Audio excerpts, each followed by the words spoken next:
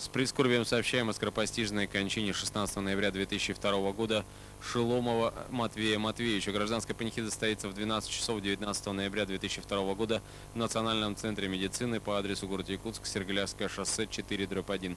Родные и близкие.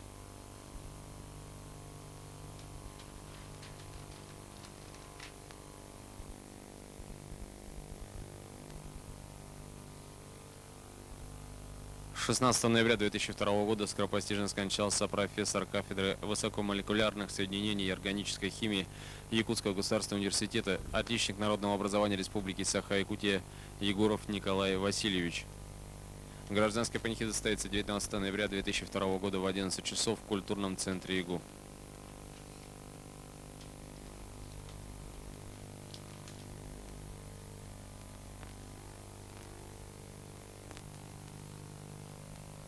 А у РУВД города Якутска разыскивается без вести пропавшая Сорова Сахаяна Иннокентьевна, 1979 года рождения, проживающая Текюль, улица Аюнского, 33, квартира 8, которая 31 октября 2002 года уехала в Якутск и до настоящего времени не вернулась. Ее примета роста 63 см, на вид 25 лет, полного телосложения, лицо круглое, монгольский тип лица, волосы темно-коричневые до плеч, зубы белые.